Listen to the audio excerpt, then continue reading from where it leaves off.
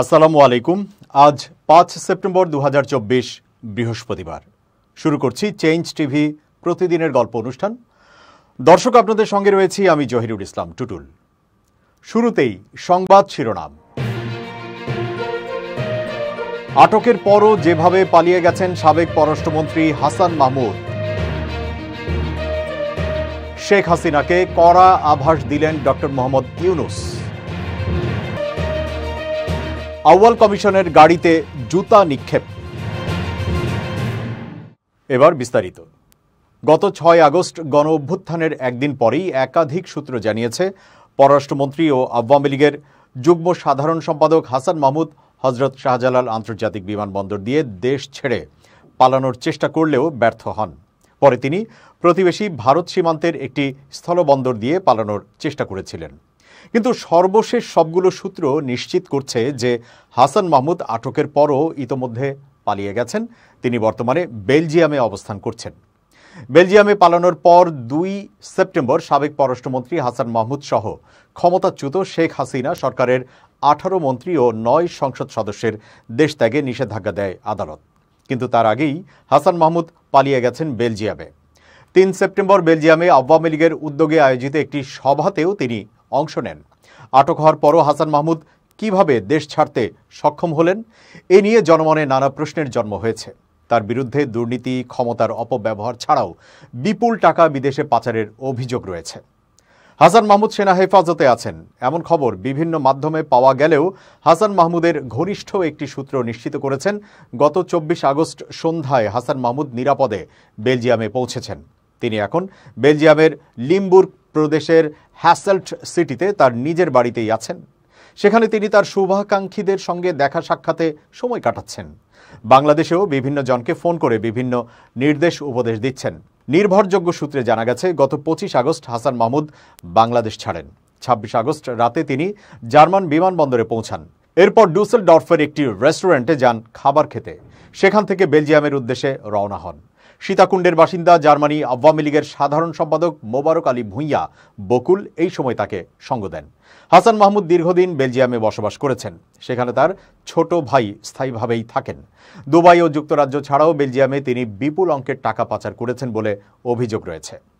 ১৯৯২ সালের দিকে প্রথম বেলজিয়াম যান হাসান মাহমুদ। সেখানে তিনি বেলজিয়ামের ব্রিজ ইউনিভার্সিটি অব ব্রাসেলস ও লিমবুর্গ ইউনিভার্সিটিতে পড়াশোনাও করেছেন। ২০০১ সালে দেশে ফিরে তিনি আওয়ামী লীগ সভানেত্রী শেখ হাসিনার বিশেষ সহকারী হিসেবে যোগ দেন।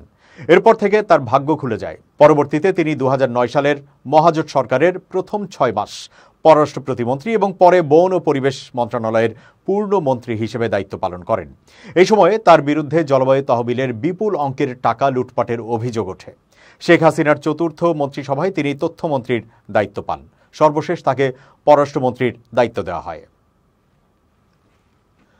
ছাত্র জনতার ব্যাপক বিক্ষোভের মুখে পদত্যাগ করে দেশ ছেড়ে পালিয়ে যাওয়ার পর ভারতে বসে দেশ সম্পর্কে সাবেক প্রধানমন্ত্রী শেখ হাসিনার সাম্প্রতিক রাজনৈতিক বক্তব্য বিবৃতিকে অবন্ধু সুলভ আচরণ বলে বর্ণনা করেছেন বাংলাদেশের অন্তর্বর্তী সরকারের প্রধান উপদেষ্টা অধ্যাপক ডক্টর মোহাম্মদ ইউনূস।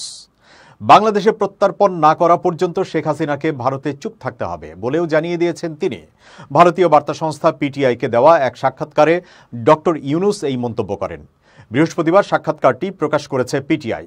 বুধবার পিটিআইকে দেওয়া এই সাক্ষাৎকারে ইউনূস আরও ইঙ্গিত দিয়েছেন, শেখ হাসিনাকে ফেরত পাঠানোর বিষয়ে বাংলাদেশ অনুরোধ না করা পর্যন্ত ভারত যদি তাকে নিজের দেশে রাখতে চায় তাহলে তাকে আরও মন্তব্য করা থেকে বিরত থাকতে হবে। সাক্ষাৎকারে শেখ হাসিনা ছাড়া সবাইকে ইসলামপন্থী হিসেবে তুলে ধরার জন্য তিনি ভারতের সমালোচনাও করেন। শেখ হাসিনার ক্ষমতাচ্যুতির পর বাংলাদেশের প্রধান উপদেষ্টা হিসেবে দায়িত্ব নিয়েছেন অধ্যাপক ডক্টর মোহাম্মদ ইউনূস। ঢাকায় নিজের সরকারি বাসভবনে পিটিআইকে দেওয়া ওই সাক্ষাৎকারে ইউনূস জোর দিয়ে বলেন, ভারতের সাথে শক্তিশালী সম্পর্ককে বাংলাদেশ সম্মান করে এবং এই কারণে নয়াদিল্লিকে অবশ্যই এমন ধারণার বাইরে যেতে হবে যেটাতে আওয়ামী লীগ ছাড়া অন্য সব রাজনৈতিক দলকে ইসলামপন্থী হিসেবে চিত্রিত করে এবং শেখ হাসিনা ছাড়া দেশ আফগানিস্তান পরিণত হবে বলে মনে করা হয়। ডক্টর ইউনূস বলেন, শেখ হাসিনা ভারতে অবস্থান করায় কেউই স্বাচ্ছন্দ্য বোধ করে না, কারণ বিচার করার জন্য আমরা তাকে ফেরত আনতে চাই। তিনি ভারতে রয়েছেন এবং সেখান থেকেই মাঝে মাঝে কথা বলছেন। এটা সমস্যা তৈরি করছে। যদি তিনি চুপ থাকতেন তাহলে আমরা ভুলে যেতাম, মানুষও এটা ভুলে যেত। যদি তিনি নিজের জগৎ জগতেই থাকতেন, কিন্তু তিনি ভারতে বসে কথা বলছেন এবং দিক নির্দেশনা দিচ্ছেন। কেউই এটা পছন্দ করছে না। এই মন্তব্যের মাধ্যমে ডক্টর ইউনূস স্পষ্টতই গত 13 আগস্ট শেখ হাসিনার বক্তব্যের কথাই উল্লেখ করেছেন।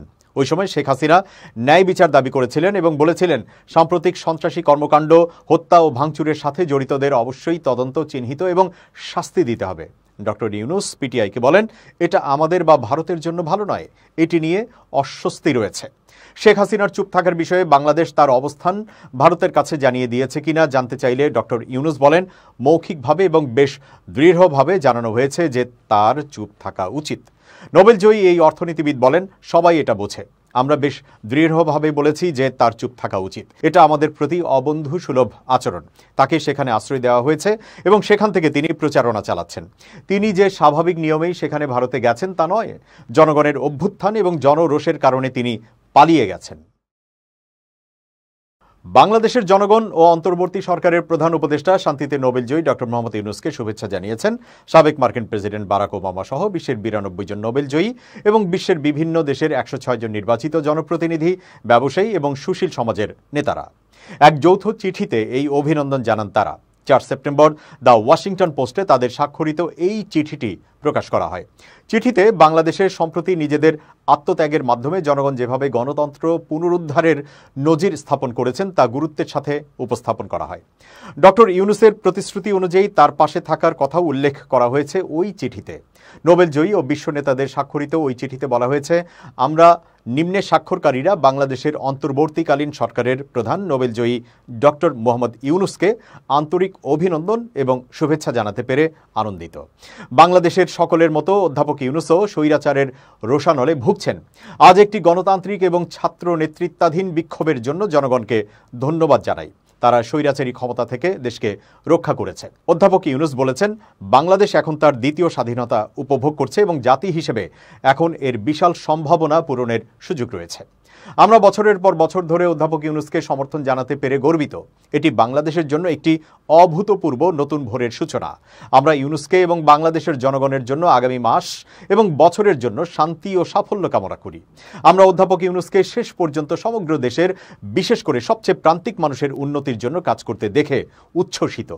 ইউনূস যে আহ্বান গত 6 দশক ধরে অত্যন্ত জোরালো ও সাফল্যের সাথে অনুসরণ করে আসছেন, আমরা জানি দেশের তরুণরা যেমন ইউনূসকে অনুপ্রাণিত করেছে, তিনিও তেমনি তরুণদের নতুন ভবিষ্যতের জন্য নেতৃত্ব গঠনে সাহায্য করে অনুপ্রাণিত করবেন। বাংলাদেশে অবাধ ও নিরপেক্ষ নির্বাচন ফিরিয়ে আনার এবং গণতন্ত্রের বিকাশ ঘটতে দেওয়ার যে প্রতিশ্রুতি দিয়েছেন ডক্টর ইউনূস, আমরা তাকে সাধুবাদ জানাই।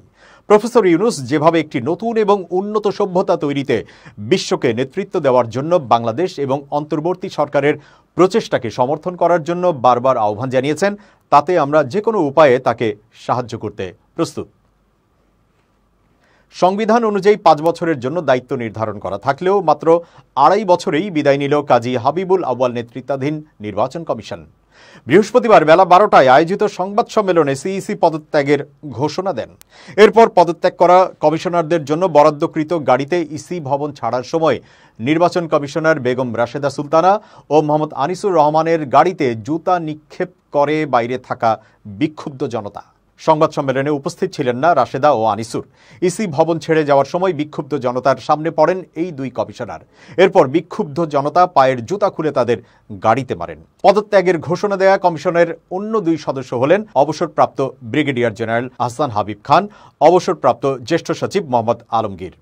2022 সালের 27 ফেব্রুয়ারি দেশের 13তম সিইসি হিসেবে নিয়োগ পান সাবেক আমলা কাজী হাবিবুল আউয়াল। এই কমিশনের অধীনে গত 7 জানুয়ারির দ্বাদশ সংসদ নির্বাচন হয়। এছাড়া এই কমিশনের অধীনে স্থানীয় সরকারের বিভিন্ন নির্বাচন ও উপনির্বাচন হয়। গত 5 আগস্ট ছাত্র জনতার গণ অভ্যুত্থানের মুখে শেখ হাসিনা সরকারের পতনের ঠিক 1 মাস পর নির্বাচন কমিশনাররা পদত্যাগের ঘোষণা দিলেন। গত 6 আগস্ট প্রেসিডেন্ট দ্বাদশ সংসদ ভেঙে দেন। আওয়ামী লীগ শাসনামলে বিতর্কের কেন্দ্রবিন্দুতে ছিল নির্বাচন কমিশন। বর্তমান নির্বাচন কমিশন গত জাতীয় নির্বাচন অনুষ্ঠানের জন্য সমালোচিত হয়েছে। সেই নির্বাচনকে অংশগ্রহণমূলক দেখাতে ডামি স্বতন্ত্র প্রার্থী দিতে হয়েছিল আওয়ামী লীগকে। মুজিব সিনেমা দিয়ে 2023 সালে আরিফিন শুভর প্রাপ্তির খাতা বেশ সুস্বাস্থ্যের অধিকারী ছিল। বছরের শেষ দিন তা যেন আরও সোনায় সোহাগা হয়ে ওঠে, কেননা তার নামে বরাদ্দ করা হয় রাজুকের 10 কাঠার একটি প্লট।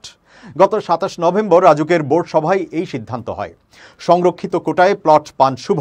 সংরক্ষিত কোটা ১৩ এর এ ধারা অনুযায়ী রাজুক এলাকায় নিজস্ব প্লট বা ফ্ল্যাট নেই এমন সংসদ সদস্য, বিচারপতি, মুক্তিযোদ্ধা, রাজনীতিবিদ, সরকারি বেসরকারি কর্মকর্তা এবং যারা রাষ্ট্রীয় গুরুত্বপূর্ণ কাজে অবদান রেখেছেন তারা এই ধারায় প্লট পাবেন।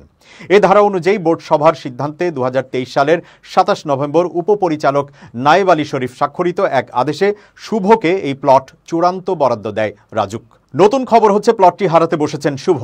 সংবাদ মাধ্যমকে খবরটি নিশ্চিত করেছেন রাজুকের চেয়ারম্যান মেজর জেনারেল অবসরপ্রাপ্ত মোহাম্মদ সিদ্দিকুর রহমান সরকার।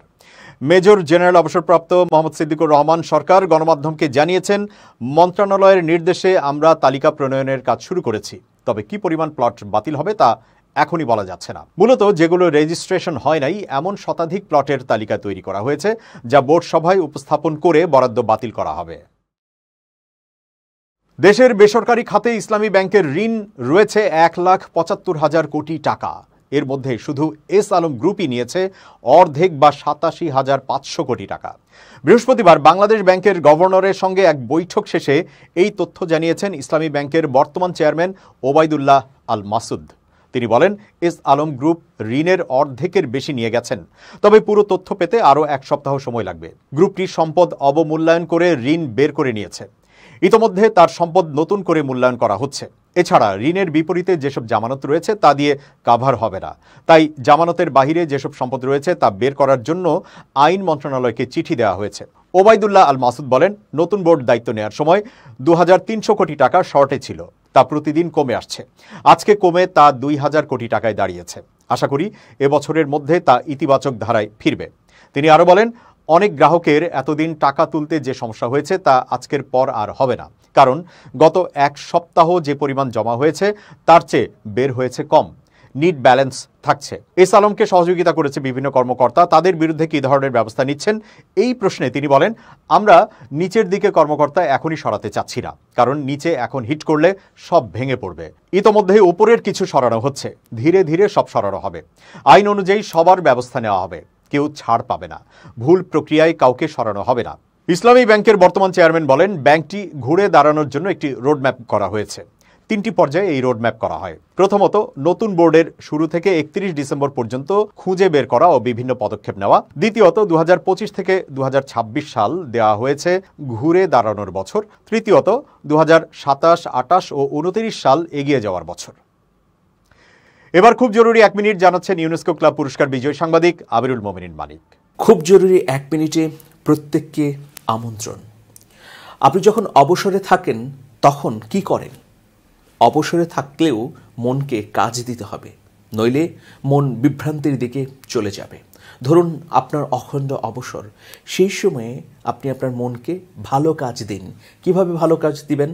আপনি একটা ভালো বই পড়বেন, ভালো ভিডিও দেখবেন, অথবা ভালো কিছু করবার চিন্তা করবেন, অথবা ভালো সৎ দক্ষ যোগ্য মানুষের সঙ্গে কথা বলবেন। এভাবেই অবসর সময়কেও আপনি কার্যকর করে গড়ে তুলবেন এবং জীবনকে সহজ পথে লক্ষ্যে এগিয়ে নেবেন। প্রিয় বন্ধুরা, আসুন আমরা অবসর সময়কে নষ্ট না করে অবসর সময়কে উপভোগ করতেই মনকে ভালো ভালো কাজ দেই। ভালো থাকুন সবাই, শুভেচ্ছা নিরন্তর। এবার দেশের বাইরের প্রসঙ্গ। হামাস প্রধান ইসমাইল হানিয়ার হত্যার জবাব কখন দেবে ইরান, এ নিয়ে জল্পনা রয়েছে মধ্যপ্রাচ্যের রাজনীতিতে। বিভিন্ন উত্তেজনাপূর্ণ হুমকির মধ্যে মাস পেরিয়ে গেছে, তবে এখনও বদলা নেয়নি ইরান। তবে ইসলামী বিপ্লবী গার্ড IRGCর কুদস ফোর্সের অপারেশনসের ডেপুটি কমান্ডার ব্রিগেডিয়ার জেনারেল মোহসেন চিজারি বলেছেন, ইরান নির্দিষ্ট সময়ে হানিয়া হত্যার জবাব দেবে। এজন্য তারা ব্যতিক্রমী এবং আশ্চর্যজনক পদক্ষেপ নেবে। রাষ্ট্রীয় বাহিনীর সঙ্গে যুক্ত একটি সংবাদ মাধ্যমের সাথে সাক্ষাৎকারে এই মন্তব্য করেন তিনি। সূত্র বলছে, হানিয়া হত্যার প্রতিশোধ নিতে ইরান দেরি করেছে কৌশলগত কারণে। তবে লেবাননে ইরানপন্থী প্রতিরোধ আন্দোলন হিজবুল্লাহ তাদের শীর্ষ কমান্ডার ফুয়াদ শুকরের হত্যার প্রতিক্রিয়া হিসেবে ইসরায়েলে হামলা চালিয়েছে। ইরানের প্রেসিডেন্ট মাসুদ পেজেশকিয়ানের শপথ গ্রহণ অনুষ্ঠানের একদিন পর ৩১ জুলাই ইরানের রাজধানী তেহরানের অতিথি ভবনে হত্যা করা হয় হানিয়াকে। এদিকে গাজায় বর্বর আগ্রাসনের মধ্যে পশ্চিম তীরে হামলা চালিয়ে যাচ্ছে ইসরায়েল। এ নিয়ে মোহসেন চিজারি বলেছেন, অধিকৃত পশ্চিম তীরে ফিলিস্তিনিদের বিরুদ্ধে ইসরায়েলি শাসকদের অপরাধ বিশ্বজুড়ে মানুষকে নিশ্চিত করেছে যে ইসরায়েল একটি দখলকারী এবং নিপীড়নকারী যন্ত্র। সিনিয়র ইরানি কমান্ডার আরও উল্লেখ করেছেন, ইসরায়েল পশ্চিম তীরের বিভিন্ন অঞ্চলের বিরুদ্ধে তার পূর্ণ মাত্রার সামরিক আক্রমণ যত চালিয়ে যাবে, পরিস্থিতি তত বেশি কঠিন হবে। দর্শক, শেষ করছি প্রতিদিনের গল্পের আজকের গল্প। changetv.press বাংলাদেশের ইউটিউব জার্নালিজমের অগ্রদূত। ভিজিট করুন এর ওয়েবসাইট www.changetv.press, ইউটিউব youtube.com/changetvpress এবং সাবস্ক্রাইব করুন চ্যানেলটি। নিয়মিত লাইক, কমেন্ট ও শেয়ার করে আপডেট রাখুন নিজেকে। ভালো থাকুন, নিরাপদে থাকুন। শুভেচ্ছা নিরন্তর।